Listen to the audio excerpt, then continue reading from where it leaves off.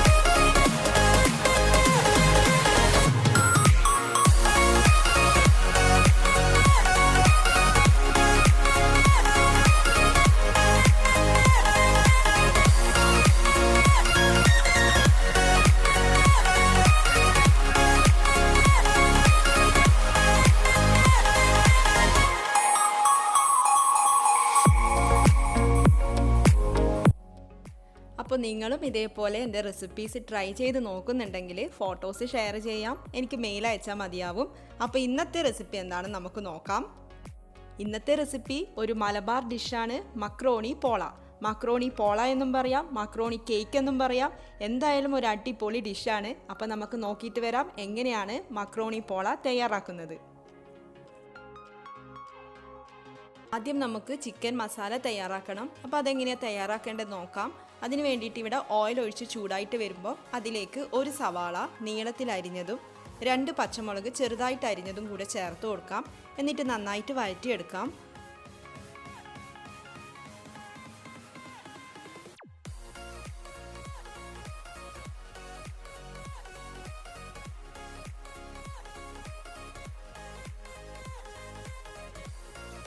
സവാള വഴന്നു തുടങ്ങുമ്പോൾ അതിലേക്ക് 1 ടീസ്പൂൺ ജിഞ്ചർ പേസ്റ്റും 1 ടീസ്പൂൺ ഗാർലിക് പേസ്റ്റും ആവശ്യത്തിന് ഉപ്പും കൂടെ ചേർത്ത് കൊടുക്കാം.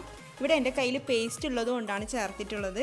ഇല്ലെങ്കിൽ ചെറിയൊരു കഷ്ണം ഇഞ്ചി ചതച്ചിട്ടും പിന്നെ 6 അല്ലി വെളുത്തുള്ളി ചതച്ചിട്ടും ചേർത്ത് കൊടുക്കാം. എല്ലാം കൂടെ നന്നായിട്ട് വഴറ്റിയെടുക്കാം.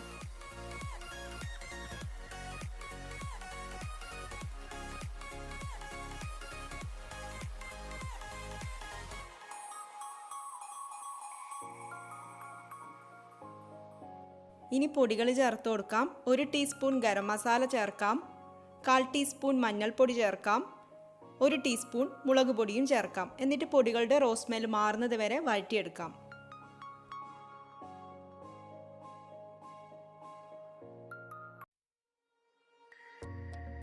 ചിക്കൻ ചേർക്കാം. 200 ഗ്രാം ചിക്കൻ മുളക് പൊടിയും മഞ്ഞൾപ്പൊടിയും ഉപ്പും കൂടെ ചേർത്തിട്ട് വേവിച്ചെടുത്തതാണ്.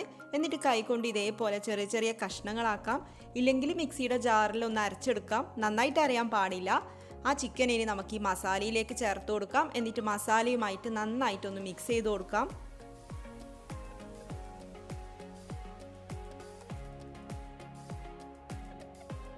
ആവശ്യത്തിന് മല്ലിയിലയും കൂടെ ചേർത്തിട്ട് നന്നായിട്ട് മിക്സ് ചെയ്യാം.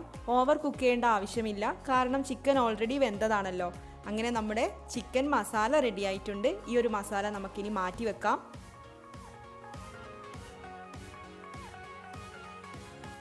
ഇനി നമുക്ക് മക്രോണി വേവിച്ചെടുക്കണം. അപ്പോൾ അതെങ്ങനെയാണ് വേവിക്കുന്നതെന്ന് നോക്കാം.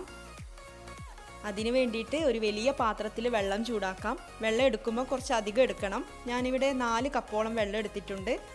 വെള്ളം ചൂടായിട്ട് വരുമ്പോൾ അതിലേക്ക് ആവശ്യത്തിന് ഉപ്പ് ചേർക്കണം. പിന്നെ ഓയിൽ ചേർത്ത് കൊടുക്കാം. ഞാനിവിടെ 2 ടീസ്പൂൺ ഓയിൽ ഒഴിക്കുന്നുണ്ട്.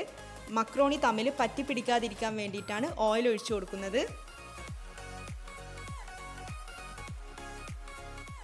ഇനി മക്രോണി ചേർത്ത് കൊടുക്കാം. ഞാനിവിടെ ഏകദേശം 1/4 കപ്പ് എടുത്തിട്ടുണ്ട്. അത് നമുക്ക് ഈ ചൂട് വെള്ളത്തിലേക്ക് ചേർത്ത് കൊടുക്കാം. എന്നിട്ട് അടച്ച് വെച്ച് വേവിക്കാം. ഇടയ്ക്കിടയ്ക്കൊന്ന് ഇളക്കി കൊടുക്കണം.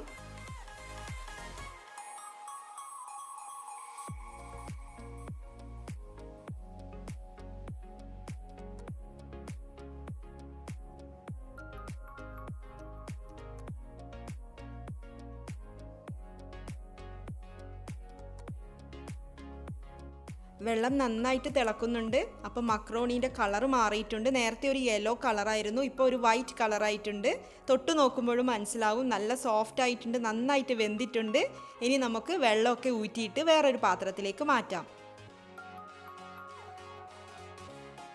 വെള്ളം ഊറ്റിയിട്ടുണ്ട്. അപ്പോൾ ഇപ്പോൾ നല്ല ചൂടോടെയാണ് ഇരിക്കുന്നത്. അതിലേക്ക് തണുത്ത വെള്ളം ഒഴിച്ചു കൊടുക്കാം. എന്നിട്ട് വീണ്ടും ആ വെള്ളം ഊറ്റിയെടുക്കാം.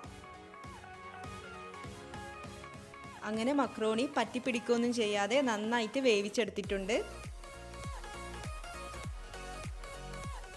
ഇനി നമുക്ക് മുട്ട ബീറ്റ് ചെയ്യണം. അതിന് വേണ്ടിയിട്ട് ഞാനിവിടെ 4 മുട്ടയാണ് എടുത്തിട്ടുള്ളത്. അതിലേക്ക് ആവശ്യത്തിന് ഉപ്പും 1/2 ടീസ്പൂൺ കുരുമുളക് പൊടിയും ചേർത്തിട്ടുണ്ട്. എന്നിട്ടൊരു ബീറ്റർ വെച്ചിട്ട് നന്നായിട്ട് ബീറ്റ് ചെയ്ത് കൊടുക്കാം. ഹൈ സ്പീഡിൽ തന്നെ ബീറ്റ് ചെയ്യാം. അപ്പോൾ ബീറ്റർ ഇല്ലെങ്കിൽ ഒരു ഹാൻഡ് വിസ്ക് വെച്ചിട്ടും നമുക്കിത് ചെയ്യാം.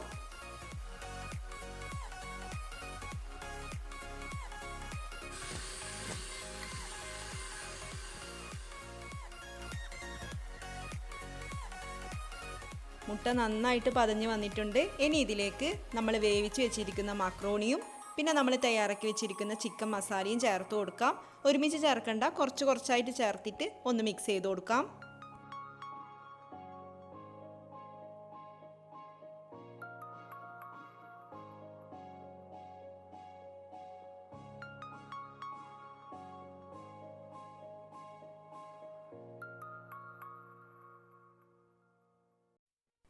അപ്പോൾ പോള തയ്യാറാക്കാൻ വേണ്ടിയിട്ട് ഞാൻ ഇങ്ങനെ ഒരു നോൺ സ്റ്റിക്ക് പാത്രമാണ് എടുത്തിട്ടുള്ളത്. അതിലേക്ക് നെയ്യ് ഒഴിച്ചിട്ട് എല്ലായിടത്തും ഒന്ന് ചുറ്റിച്ചു കൊടുക്കാം. അപ്പോൾ നെയ്യ് ചൂടായിട്ട് വരുമ്പോൾ നമ്മൾ തയ്യാറാക്കി വെച്ചിരിക്കുന്ന പോളയുടെ കൂട്ട് അതിലേക്ക് ഒഴിച്ചു കൊടുക്കാം. സൈഡൊക്കെ ഒന്ന് ഷേപ്പ് ചെയ്ത് കൊടുക്കാം. എന്നിട്ട് അതിൻ്റെ മുകളിലായിട്ട് മല്ലിയില കൂടെ വിതറിയിട്ട് നമുക്ക് അടച്ച് വെച്ച് വേവിക്കാം. ലോ ഫ്ലെയിമിലായിരിക്കണം വെക്കേണ്ടത്. ഒരു 30 മിനിറ്റോളം നമുക്കിത് അടച്ച് വെക്കാം. 5 മിനിറ്റ് കഴിഞ്ഞപ്പോൾ പോള വെച്ചിരിക്കുന്ന പാത്രത്തിൻ്റെ അടിയിലായിട്ട് വേറൊരു പാൻ എടുത്ത് വെച്ചിട്ടുണ്ട്. അപ്പോൾ ആ പാന് നല്ല ചൂടാവാൻ വേണ്ടിയിട്ട് ശ്രദ്ധിക്കണം. ഇങ്ങനെ വെക്കുന്നതിൻ്റെ കാരണം കഴിഞ്ഞ ബീട്രൂട്ട് പോളയുടെ വീഡിയോയിൽ ഞാൻ പറഞ്ഞിട്ടുണ്ട്. നമ്മുടെ പോളയുടെ അടിഭാഗം കരിഞ്ഞു പോവാതിരിക്കാൻ വേണ്ടിയിട്ടാണ് വേറൊരു പാത്രം കൂടി വെക്കുന്നത്. അപ്പോൾ 25 മിനിറ്റ് കഴിഞ്ഞപ്പോൾ ഞാനൊന്ന് തുറന്നു നോക്കുന്നുണ്ട്. പോള നന്നായിട്ട് പൊങ്ങി വന്നിട്ടുണ്ട്. അപ്പോൾ ഇത് വെന്തിട്ടുണ്ടോ എന്ന് അറിയാൻ വേണ്ടിയിട്ട് ഒരു ടൂത്ത് പിക്കോ അല്ലെങ്കിൽ കത്തിയോ വെച്ചിട്ടൊന്ന് കുത്തി നോക്കാം. അപ്പോൾ അത് ക്ലീനായിട്ട് കിട്ടുന്നതാണെങ്കിൽ പോള റെഡിയാണ്. അപ്പോൾ നമ്മുടെ പോള ഇവിടെ റെഡി ആയിട്ടുണ്ട്. ഇനി നമുക്ക് ഫ്ലെയിം ഓഫ് ചെയ്ത് കൊടുക്കാം. പോളയുടെ മുകൾ ഭാഗം വേവിച്ചെടുക്കണമെങ്കിൽ ഇതേപോലെ ഒരു ദോശക്കല്ലിലേക്ക് മറിച്ചിട്ട് കൊടുക്കാം. എന്നിട്ട് 1 മിനിറ്റ് ലോ ഫ്ലെയിമിൽ മുകൾ ഭാഗം വേവിച്ചെടുക്കാം. പുതിയ വർഷത്തിലെ ആദ്യത്തെ വീഡിയോ ആണിത്. അപ്പോൾ ഈ റെസിപ്പി നിങ്ങൾ ഇതുവരെ ട്രൈ ചെയ്ത് നോക്കിയിട്ടില്ലെങ്കിൽ വീഡിയോ കണ്ട് ഇഷ്ടപ്പെട്ടെങ്കിൽ ഒന്ന് ട്രൈ ചെയ്ത് നോക്കണം. മക്രോണി കഴിക്കാൻ ഇഷ്ടമില്ലാത്തവർക്ക് ഇങ്ങനെ തയ്യാറാക്കി കൊടുക്കൂ, ഇഷ്ടപ്പെടും, ഉറപ്പാണ്. അപ്പോൾ നിങ്ങൾക്ക് ഈ വീഡിയോ ഇഷ്ടപ്പെട്ടെങ്കിൽ ലൈക്ക് ചെയ്യാനും മറ്റുള്ളവരുമായിട്ട് ഷെയർ ചെയ്യാനും മറക്കരുത്.